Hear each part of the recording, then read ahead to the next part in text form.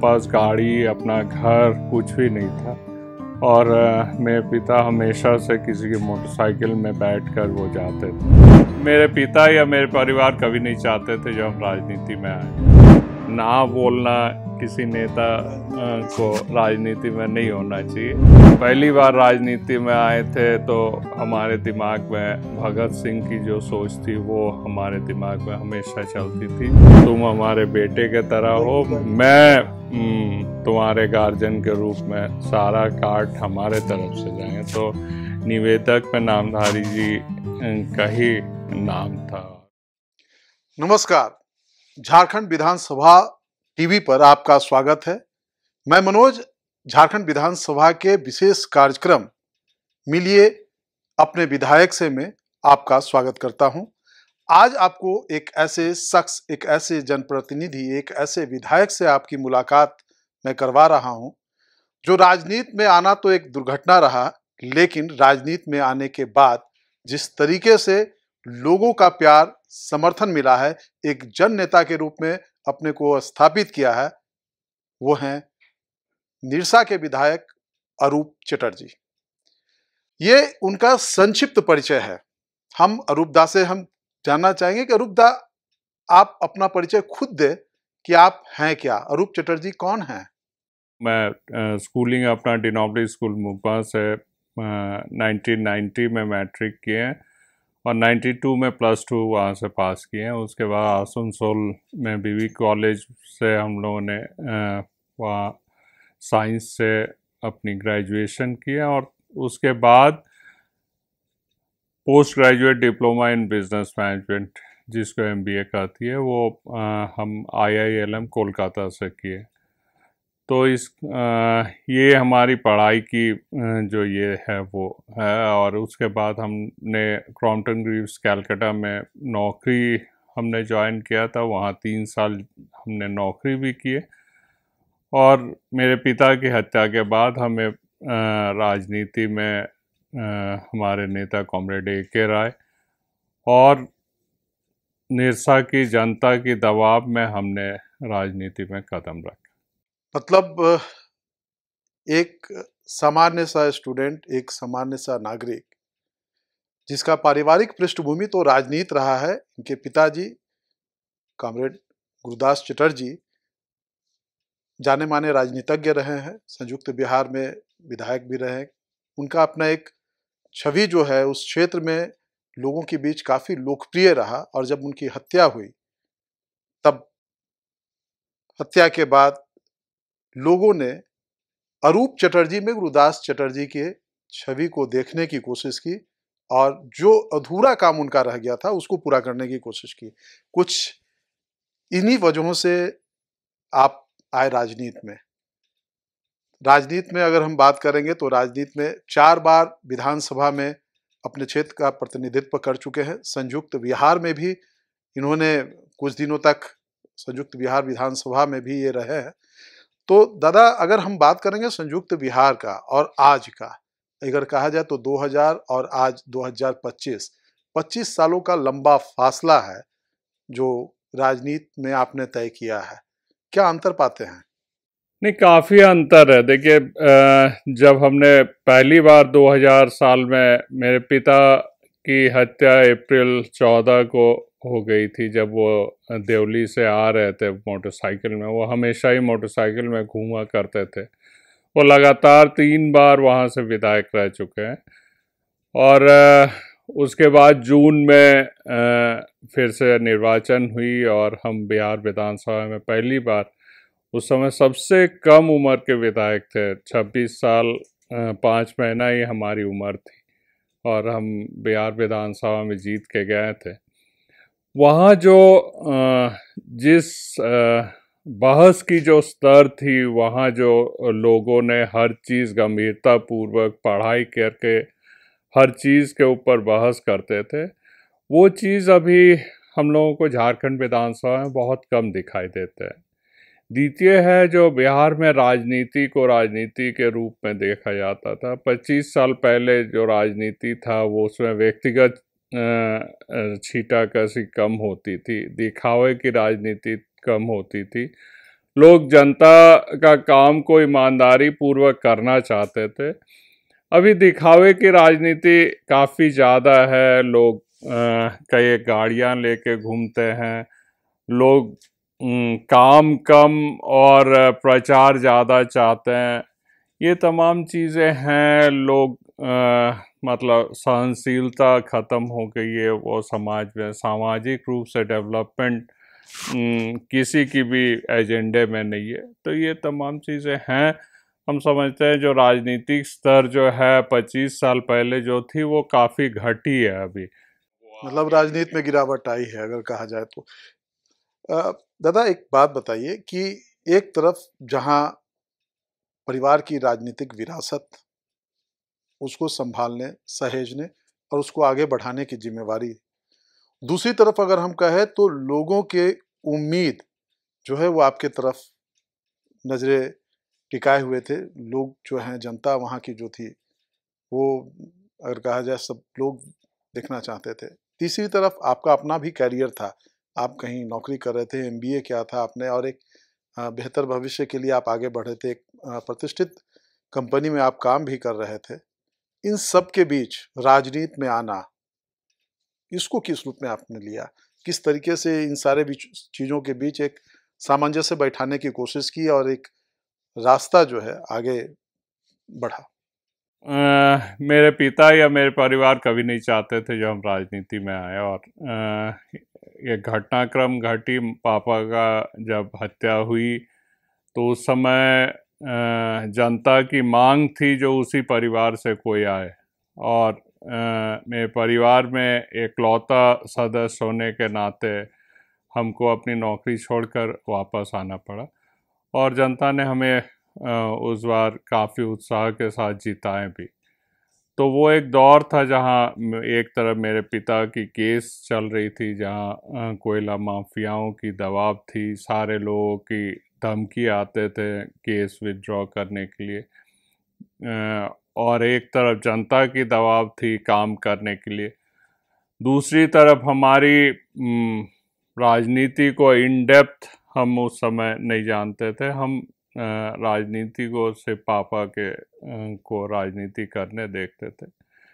तो इसलिए एक पहली बार कम उम्र होने के नाते भी हमारी जो है काफ़ी दिक्कतें महसूस होती थी। हमें लगता था जो लोग हमेशा हमारे पास समस्या लेके आते थे, ऐसी समस्या जो हम सुलझा नहीं पाते थे। मतलब पारिवारिक समस्या ज़्यादा आते थे, घरेलू समस्या ज़्यादा आते थे। तो इससे काफ़ी दिक्कतें होती थी। लेकिन देखिए कुछ चीज़ है जो आप एक्सपीरियंस गेन करते करते हो जाते हैं। तो वो चीज़ें जो हैं भविष्य में हम आस्ते आस्ते चीज़ों को सीख के आस्ते आस्ते किस तरीके से पब्लिक को डील करना पड़ता है, इन तमाम चीज़ों को भी सीख लेते हैं।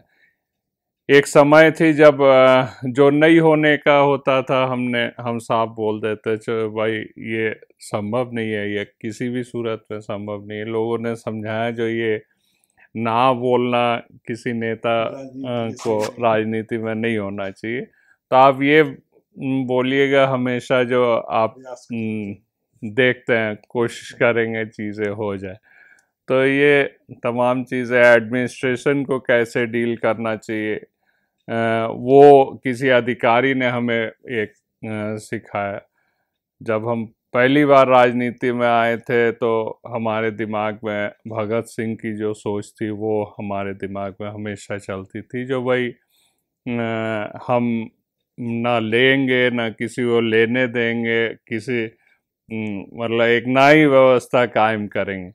लेकिन हमने यहाँ आके देखा जो नई व्यवस्था कायम करना कितनी डिफ़िकल्ट है, जहाँ तमाम फंड्स जो है अधिकारी दूसरे जगह डाइवर्ट कर देते थे। पहला 3 साल तो हमारे क्षेत्र में कोई काम ही नहीं हुई, क्योंकि हम अडिग थे जो किसी भी सूरत में हम किसी को कुछ गलत नहीं करने देंगे। इसलिए अधिकारी ये ठान के चले थे जो कोई भी काम निरसा विधानसभा में हम लोग नहीं होने देंगे। मतलब चुनौतियां काफी झेलनी वो पड़ी। समस्या काफ़ी जटिल थी। बाद में कुछ अधिकारियों ने सिस्टम को समझाया है, जो आप ना लें ठीक है, लेकिन आप चाहेंगे जो पूरी पूरी सिस्टम दुनिया सिस्टम सुधर जाए, ये संभव नहीं है। आप सिस्टम को मतलब काम करने दीजिए, आप कम अपनी कम डेवलपमेंट। उम्र और तो हमने तो इवन एक डीडीसी जो हमारे हर फाइल पर ज़मीन की रिपोर्ट मांग लेते थे। अगर हम रोड बनाए आधा किलोमीटर तो वो लिख देते थे जो भाई किस किस प्लॉट से जा रहे, किस किस खाता नंबर से जा रहे, इसकी पूरी आवेदन दे सीओ को। तो ये तो संभव नहीं है। जहाँ दूसरी एमएलए की फाइल, एमएलए फंड की, वो एक सप्ताह में क्लियर हो जाते थे, हमारी फाइल घूमते रहती थी 6 महीना तक हर जमीन का रिपोर्ट के चलते। मतलब सिस्टम के शिकार। वो सिस्टम के शिकार थे। तो हमने गुस्सा से डीडीसी साहब को एक दिन बोला जो भाई आप नहीं जानते, हम लोग लाल झंडे करते हैं, हम आपको 6 इंच छोटा कर दें। तो तो वो उसने एक लंबी पत्र डीसी को लिखे, और डीसी ने हमें बाद में समझाया जो हम समझ रहे हैं आपकी भावनाओं को, लेकिन आप एक जनप्रतिनिधि है, आपको इस तरीके से मत ना बोले। तो ये तमाम चीज़ें घटी थी जो हम समझते हैं। और हम समझते हैं जो सिस्टम की सुधार की आज भी ज़रूरत है। अधिकारी समझे जो किस तरीके से जनता के प्रति वो समर्पित रहनी चाहिए। जो ओथ लेके वो आते हैं, जो ओथ लेके जनप्रतिनिधि आते हैं, उस ओथ को वो मेंटेन करना चाहिए। जनता के प्रति, सरकार के प्रति वो सजग रहनी चाहिए। बिल्कुल, ओथ और वोट की अगर हम बात करते हैं तो इसके साथ-साथ हम देखते हैं आपके जीवन पे, जहाँ एक तरफ भगत सिंह का प्रभाव रहा है, चंद्रशेखर आज़ाद का रहा है, आप अ, कम्युनिस्ट विचारधारा से जुड़े रहे हैं। वहीं दूसरी तरफ अगर हम कहें तो पिताजी का भी आपके ऊपर प्रभाव रहा है, और एक महिला जो हम जानते हैं व्यक्तिगत तौर पे कि आपकी माँ का आपके जीवन पे बहुत गहरा प्रभाव रहा है।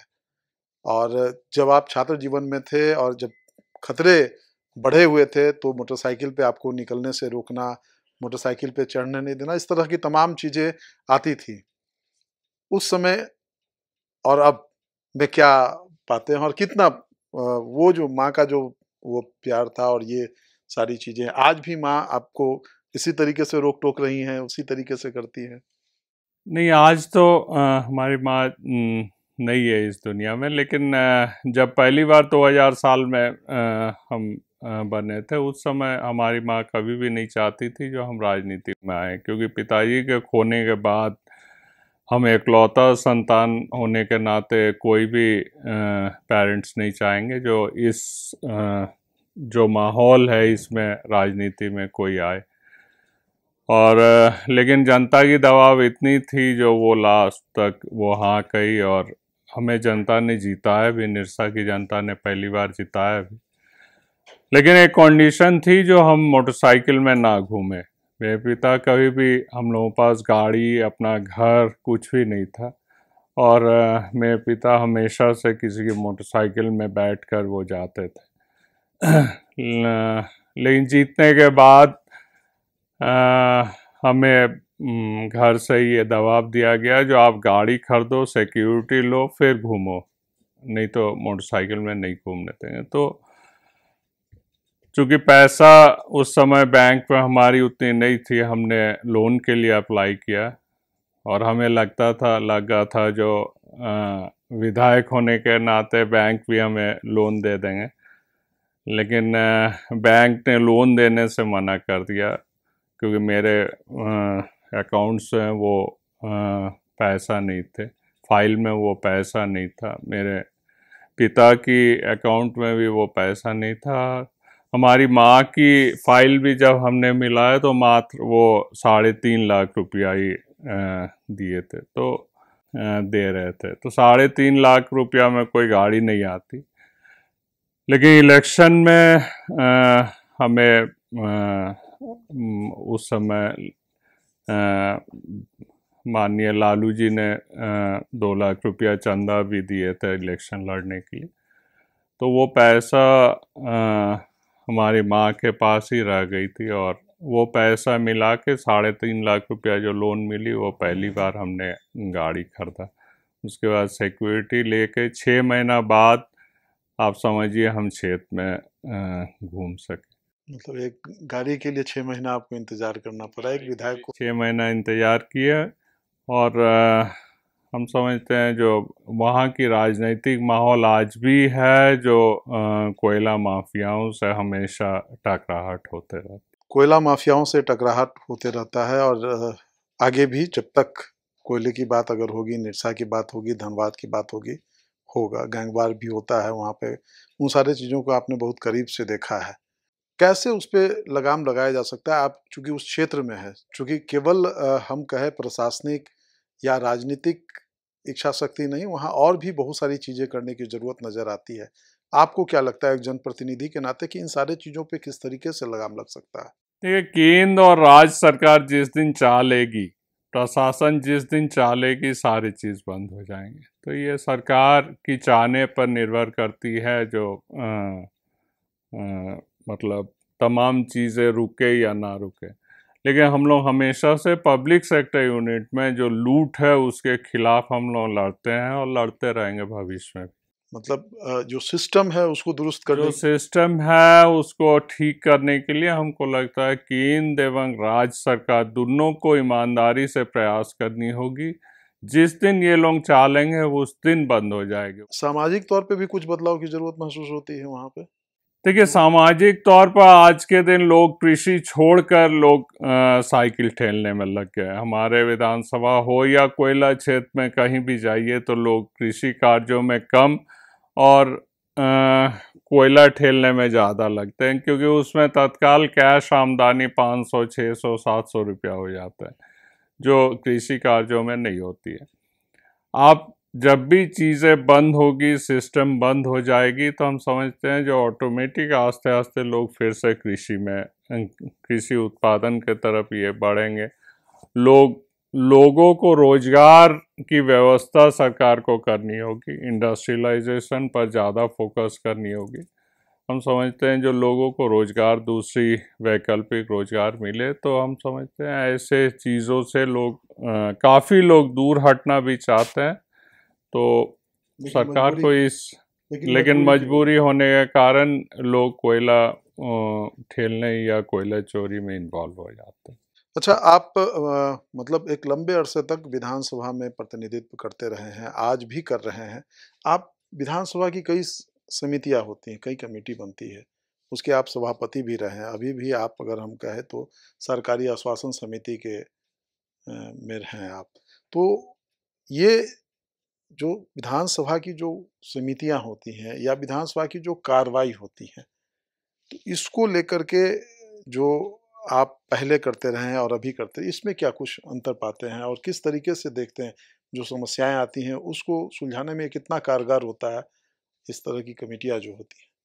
देखिए, समिति अगर कारगर ढंग से चले तो काफ़ी समस्या का समाधान हो सकता है। हम तो अगला 5 साल भी प्रश्न एवं ध्यान आकर्षण समिति के चेयरमैन थे, और जितने माननीय सदस्यों के प्रश्न आती थी सब हमारे समिति में आती थी। उस हर एक प्रश्न को आप अगर ठीक से ढंग से आप डील करें तो चीज़ों को ज़मीनी स्तर पर उतार सकते थे। हम लोग रेगुलर हर 10 दिन में विभागीय मीटिंग करते थे, और विभागीय मीटिंग करके तमाम अधिकारियों को हम लोग डायरेक्शन देते थे, ये करते थे जो किस तरीके से चीज़ों को किए। बहुत जगह होती थी जो पॉलिसी मैटर में चीज़ें फंसती थी, उसमें भी हम लोग समिति से एक आदेश पारित करते थे जो आप इस चीज़ को इस तरीके से करना चाहेंगे।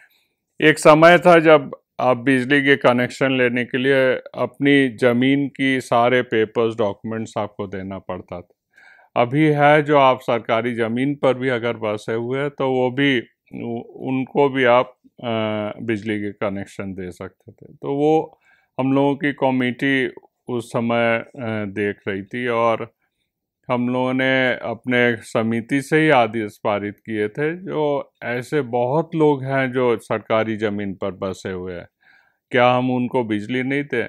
हमको तो उनको बिजली देना होगा। तो हम लोगों ने एक आदेश पारित किए जो ऐसे लोगों को आप डबल सिक्योरिटी मनी लेकर उनको बिजली के कनेक्शन दें, क्योंकि विभाग को एक डर था जो लोग बिजली का बिल बकाया रख के अगर भाग जाए, भाड़े के घर में हैं वो भाग जाएं, छोड़ दें, या उस प्रॉपर्टी को छोड़कर चले जाएं, बेच दें, तो फिर हम क्या करेंगे। तो हमने कहा जो भाई आप 2 महीना का सिक्योरिटी मनी आप जमा कर लीजिए, आप हर महीना बिल कलेक्शन का इंश्योर कीजिए, तो और लोगों को कनेक्शन दीजिए। मतलब समस्याओं के समाधान का एक कारगर रास्ता बनता है वो। बहुत लोगों को झारखंड में उसके बाद बिजली के कनेक्शन हो। अच्छा, आप इतने साल राजनीति में रहे हैं, क्या ऐसा लगता है कि राजनीति में जो करना आप चाह रहे थे कहीं छूट गया, उसको करने की एक कसक रह गई हो दिल में? हम तो हमेशा से चाहते थे जो पूरी सिस्टम चेंज हो, जैसा कि आपने शुरू में बताया। जिस काम के लिए अधिकारी जाते हैं वो काम करें, लेकिन वो चीज़ हमेशा कर नहीं पाते हैं। आप अगर आप देखें तो सबसे ज़्यादा काम लोगों की ब्लॉक से होती है, थाना से होती है, लेकिन ब्लॉक में लोग घूमते रहते हैं आवेदन लेके, वो काम नहीं हो पाते हैं। सीओ के पास म्यूटेशन के लिए अपनी रसीद कटाने के लिए जाते हैं, वो नहीं हो पाते हैं। लेकिन सीओ को एक संरक्षण बोला जाता है जो सरकारी ज़मीन की संरक्षण वो करेंगे, लेकिन आज चीज़ें उलट हो रही है। हम लोग चाहते हैं जो सरकारी ज़मीन बचे ताकि सरकारी ज़मीन पर सरकारी काम हो, लेकिन वो नहीं होती है। तो अधिकारी जिस रूप से जनता का, इस राज का काम करना चाहिए, वो काम नहीं दिखती है आज के दिन हम लोग। तो ये कसक हमेशा से रहे कि ये सिस्टम में सुधार हो, चीज़ें लोग जनता के प्रति, राज के प्रति थोड़ी समर्पित हो। और हम समझते हैं जो जनप्रतिनिधि भी जो डेवलपमेंट की काम पर जो ठोस प्लानिंग होनी चाहिए उस तरीके से होनी चाहिए, एक लंबी प्लानिंग होनी चाहिए, ना कि एक शॉर्ट टर्म प्लानिंग जो हम यहाँ ये रोड बना देंगे। हम लोगों को 25 साल 30 साल की एक प्लानिंग लेके चलनी चाहिए, जो हम अपने क्षेत्र को, अपने विधानसभा क्षेत्र को आज से 25 साल बाद कहाँ देखना चाहते हैं। तो ये प्लानिंग हम लोगों को हमेशा लेकर चलनी चाहिए। ऐसी क्या कुछ यादें हैं जिसको आप साझा करना चाहेंगे हमारे दर्शकों के साथ?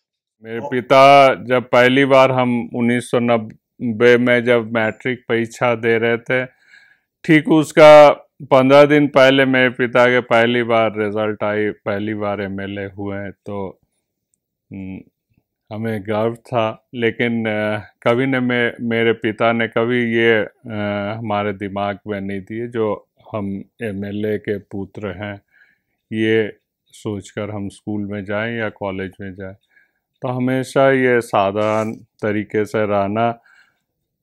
हमारी मोटरसाइकिल की शौक़ थी, जीवन में कभी मोटरसाइकिल मेरे पिता ने नहीं खरीद दिया, गाड़ी हमारी था ही नहीं, हमने हमेशा साइकिल में ही सवार किए। तो वो हमेशा परवरिश रही है जो एक साधारण आदमी, एक गरीब आदमी या लोअर मिडिल क्लास आदमी जिस तरीके से रहता है, वो परवरिश में ही हमने आगे बढ़ा। इसलिए हम वो आज भी हम समझते हैं जो उनकी दर्द, उनकी कष्ट को हम आज भी। दादा, जिस मिडिल क्लास या लोअर मिडिल क्लास फैमिली की आप बात कर रहे हैं और जिस माहौल में आप पढ़ाई लिखाई किए, सपने भी कई पलते हैं, कुछ आपने भी सपने देखे होंगे। हमारा सपना था जो मैं एक डॉक्टर बनूं, और डॉक्टर के लिए परीक्षा भी दिए थे, परीक्षा में बैठे भी थे, मैं उत्तीर्ण नहीं हुआ। जो खुद उत्तीर्ण होंगे ठीक है, खुद परीक्षा में पास करके अगर वो डॉक्टर बन सकेगा तो ठीक है, नहीं तो कभी नहीं। तो इसलिए वो एक सपना था जो नहीं पूरा हो पाया, जो कभी पूरा नहीं हुआ। आज हमारी बेटियां मतलब डॉक्टर की, मेडिकल की पढ़ाई कर रही है, इसमें ही हमारी खुशी। मतलब आप अपने सपने को अपनी बेटी, हाँ, आपके सपने को आपकी बेटी पूरा कर रही है। दादा, अगर एक बात और बताए, एक छोटी सी जेल यात्रा भी रही है आपकी। हमारी ज़्यादातर केसेस आंदोलन से जुड़ी हुई है, चाहे वो इलेक्ट्रो स्टील की आंदोलन हो, चाहे डीवीसी के आंदोलन हो, ईसीएल, या कई एक रोड जाम जो उस समय कोई घटनाक्रम में हुई थी। तो ऐसे तमाम घटनाक्रम के ये जो जेल यात्रा हुई थी विधायक बनने के बाद हुई? विधायक बनने के बाद ही सारे केसेस हुई, सारी जेल यात्रा हुई। तो हमको लगता तो वो है 15 दिन का क्या अनुभव क्या रहा? नहीं, वो तो जेल जाने के बाद जेल में जिस तरीके से सभी कैदी सब लोग अपनापन करके रखे, तो हमें कभी भी नहीं लगा जो हम बाहर हैं। स्वाभाविक बात है, जेल जेल ही है, लेकिन फिर भी कैदी आप जाते किस, हाँ, किस भूमिका में जा रहे हैं आप? एक आंदोलनकारी के हाँ, रूप एक में? आंदोलनकारी के रूप में हम जेल गए थे, कभी भी कोई गलत काम में नहीं गए थे। तो आज भी केसेस हैं जो आंदोलन है, थोड़ी बहुत केसेस है, बाकी सारे समाप्त हो गए। दादा, जब सार्वजनिक जीवन में है तो लोगों की भीड़, लोगों की उम्मीद, वो भी एक तरफ पिता के राजनीतिक विरासत, दूसरी तरफ इतनी सारी जिम्मेवारियां, इन सब के बीच शादी, बच्चे, उनकी जिम्मेवारियों को कैसे ये सब होता रहा है? ये काफ़ी कम समय दे पाते हैं परिवार को और बच्चे को भी, लेकिन चूंकि उसी परिवार में मतलब बच्चे लोग जन्म लिए हैं, तो वो लोग बचपन से ही देखते हैं किस तरीके से सुबह से लेकर शाम तक भीड़ रहती है, किस तरीके से हम लोग डील करते हैं।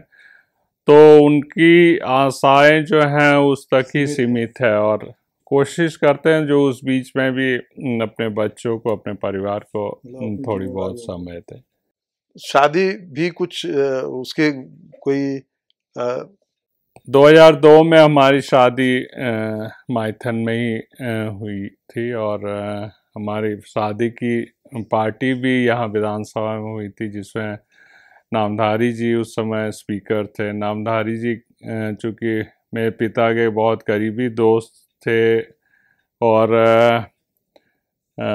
मतलब मेरे पिता नहीं रहने के कारण उसने बोला जो भाई आप तुम हमारे बेटे के तरह हो, मैं तुम्हारे गार्जियन के रूप में, सारा कार्ड हमारे तरफ से जाएंगे। तो निवेदक में नामधारी जी का ही नाम था, और यहाँ पार्टी उन्हीं की ये में हुई थी, जहाँ सारे माननीय मुख्यमंत्री महोदय, चीफ जस्टिस महोदय से लेकर सारे लोग आए। दादा, एक तरफ राजनीति है, दूसरी तरफ डॉक्टर बनना चाहते थे, वो नहीं पूरा हुआ, लोगों की उम्मीदें हैं, आकांक्षाएं, उन सब के बीच एक हॉबी भी होता है कि जिसको करने से आपके दिल को तसल्ली मिलती है, एक सुकून मिलता है। साहित्य में भी रुचि है आपकी क्या? देखिए, सामाजिक कार्य ही आज सबसे बड़ी हॉबी है, और भविष्य में हमें लगता है जो और भी राजनीतिक जीवन से बाहर हटकर सामाजिक कार्यों में ज़्यादा रुचि रखेंगे, चाहे वो ओल्ड एज होम हो, या एनजीओज के माध्यम से काम करना हो, या शिक्षा जगत में काम करना हो। इन तमाम चीज़ों को हम समझते हैं जो एक हॉबी के रूप में पालेंगे, और इन पर ज़्यादा रुचि करेंगे। राजनीतिक जीवन की एक सीमा होती है, और उसके बाद हम समझते हैं जो ऐसे तमाम कार्यों को ज़्यादा से ज़्यादा देखने से ही हम समझते हैं जो लोगों की काम और भी कर सकें। साहित्य से भी आपका लगाव रहा है। प्रेमचंद आपके पसंदीदा, अगर हम कहें, साहित्यकारों में से एक है, और दूसरी तरफ अगर कहें तो पारिवारिक पृष्ठभूमि रही है कम्युनिस्ट विचारधारा की। वहाँ पे अगर हम कहें तो लेनिन है, कार्ल मार्क्स हैं। इन सब के बीच कैसे तालमेल बैठाते रहे हैं? आपने भी कुछ लिखा है कभी? अपनी भावनाओं को शब्दों का ये आधार दिया है? हमने कभी कोई लेख नहीं लिखा है, लेकिन हमेशा से मतलब चीज़ें पढ़ते रहते हैं, और कम्युनिस्ट विचारधारा से ही, चूँकि मेरे पिता भी नक्सल बैकग्राउंड से आए, फिर नक्सलवाड़ी आंदोलन से फिर इधर राजनीतिक जीवन में आए, तो लाल झंडे का विचारधारा, कॉमरेड ए.के. राय की विचारधारा से आज भी हम समझते हैं जो हम लोग चलते हैं। और इतने वर्षों के बाद भी, इतने देश में उथल पुथल होने के बावजूद भी हम समझते हैं जो वो जो जगह हम लोग पकड़ के रखे हैं, उस विचारधारा को पकड़ के रखे, विचारधारा की राजनीति को पकड़ के रखे हैं, वो भी आज तक हम लोग कायम रखें। मतलब आज भी प्रासंगिक है। आज जब हम एक ऐसे वैश्विक समुदाय में जी रहे हैं जहाँ पे अर्थतंत्र जो है बड़ा रोल अदा करता है, तथा आज जो व्यवस्थाएं हैं, सामाजिक व्यवस्थाओं की अगर हम बात करेंगे, तो आप इसको किस तरीके से चाहते हैं कि वो चीज़ें जो कॉमरेड ए के राय ने देखा या अ, आपके पिताजी ने देखा या उन जैसे उन समय के जो तमाम जो लोग देखते रहते, उसको किस तरीके से किया जा सकता है? देखिए, भ्रष्टाचार मुक्त एक समाज हो, अधिकारी अपना काम करे, जनप्रतिनिधि को जनप्रतिनिधि के तरह काम करे। अगर कॉमरेड ए के राय को देखें तो वो एकमात्र व्यक्ति थे जिसने अभी अपनी सैलरी नहीं ली है, अपनी पेंशन नहीं ली है, अपनी मतलब हारने के बाद भी वो कोई भी एक्सएमपी की सुविधा नहीं लिए। वो अपनी 2 जोड़ी कपड़ा लेके चलते थे। वो विदेशी कोई भी सामान का जिंदगी भर इस्तेमाल नहीं किए, उनकी अपनी कोई बैंक अकाउंट नहीं थी। तो जनप्रतिनिधि ऐसा होना चाहिए।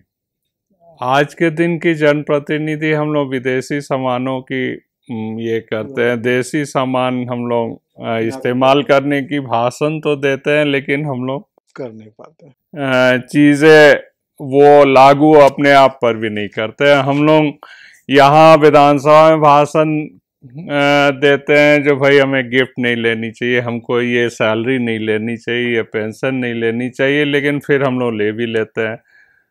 तो वो उस विचारधारा की राजनीति हम समझते हैं जो कुछ भी अगर 10% भी हमारे देश में आ जाए तो हम समझते हैं जो देश में काफी सुधार आ सकता है। इस विचारधारा की शुरुआत कहाँ से हो? केवल जनप्रतिनिधि से या एक आम आदमी से भी, परिवार से? देखिए, आम आदमी से। देखिए, इसके लिए अगर सबसे ज्यादा दोषी कोई है तो आम आदमी है। जब आप इलेक्शन में जाते हैं, हम लोग 5 साल बहुत मेहनत से हम लोग हर पल हम लोग जनता के साथ बिताते हैं, लेकिन आप इलेक्शन में जाएं तो फिर वो लोग जिस तरीके से काफ़ी जगह दोहन करते हैं, भाई अभी आप क्या दीजिएगा बोलिए, आप हमें व्यक्तिगत तौर पर क्या फ़ायदा, ठीक है आपने सारा डेवलपमेंट किया, लेकिन हमारी व्यक्तिगत क्या फ़ायदा पहुँचे बोलिए। कोई लोग पैसा दे देते हैं तो लोग उन्हें वोट दे देते हैं। तो राजनीति की जो खराब परिस्थिति हुई, यहीं से शुरुआत हुई। और राजनीतिकों को भी लगने लगा जो भाई अगर इलेक्शन में पैसा ही सबसे ज़्यादा महत्व रखते हैं तो फिर पैसा कमा के इलेक्शन में खर्चा किया जाए। राजनीतिक दल भी उस तरीके से फंडिंग करते हैं। आज नेशनल पार्टी जिस तरीके से पैसा खर्चा करते हैं, हम लोग काफ़ी पिछड़े हुए हैं उस जगह में। तो इसके लिए जनता सबसे ज़्यादा कसूरवार है, राजनेता तो निश्चय ही कसूरवार है। लेकिन कहीं ना कहीं हमको लगता है जो चीज़ों को सुधार करने की ज़रूरत है, हम लोग जा कहाँ रहे हैं इसका हमें पता नहीं।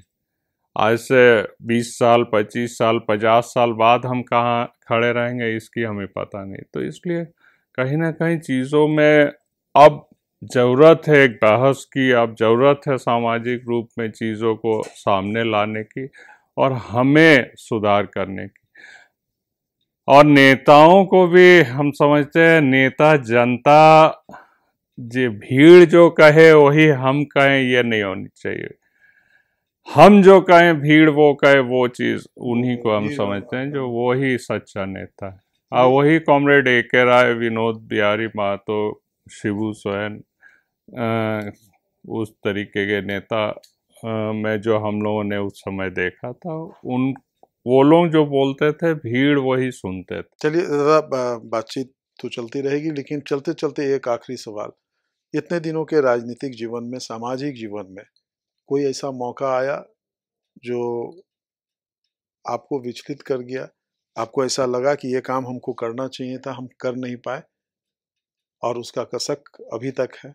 देखिए, अगर आप डेवलपमेंट की बात कहें तो हम हमारे क्षेत्र में टूरिज़्म को जिस तरीके से डेवलप करनी चाहिए तो हमें उस तरीके से कभी भी सरकार ने या हमारे क्षेत्र के जो पब्लिक सेक्टर यूनिट है, डीवीसी वगैरह, वो हमें मदद नहीं किए। इंडस्ट्रियलाइजेशन को जो हमारे यहाँ एक समय रीढ़ थी, पूरे एशिया में सबसे ज़्यादा रिफैक्ट्रीज थी, सबसे ज़्यादा इंडस्ट्रीज थी, वो जो ख़त्म होगी उसके बाद फिर से उसको खड़ा करने की काफ़ी हम लोगों ने कोशिश किया, लेकिन उसमें सरकार की जो ठोस पहल होनी चाहिए थे वो नहीं हो सका। हम आशा करते हैं जो ये 5 साल जो सरकार चल रही है हेमंत जी के नेतृत्व में, हम आशा करते हैं जो हमें वो मदद मिलेगी तो फिर से इंडस्ट्री को हम लोग खड़ा कर सकें। पॉलिसीज़ में कुछ चेंजेस होनी चाहिए इंडस्ट्रियलाइजेशन से लेकर बेरोजगारी को लेकर, तो हम समझते हैं जो ऐसी चीज़ों को हम कर नहीं पाए। आशा करते हैं जो भविष्य में हमारी जो प्रयास है वो रंग लाएगी। टूरिज़्म, अनएम्प्लॉयमेंट, इंडस्ट्रियलाइजेशन, ये तमाम चीज़ें हम लोग कर सकें, तो हम समझते हैं हमारे अंदर जो खुशी है वो उभर के आएंगी। जी बिल्कुल, हम भी उम्मीद करेंगे कि आपकी ये खुशी जो है बढ़ कर के सामने आए। और हम बात कर रहे थे निरसा के विधायक अरूप चटर्जी से। राजनीतिक पृष्ठभूमि, एक राजनीतिक विरासत, उसको संभालने, सहेजने और आगे बढ़ाने की जिम्मेवारी के साथ साथ एक मिडिल क्लास परिवार की सोच के बीच पले सपने को पूरा करने की कोशिश में आज भी लगे हैं अरूप चटर्जी। और इस मुलाकात में इतना ही। अगली मुलाकात में हम फिर बात करेंगे एक नए विधायक के साथ, जानेंगे उनके जीवन के अनछुए पहलू को। तब तक दीजिए हमें इजाज़त। नमस्कार। धन्यवाद।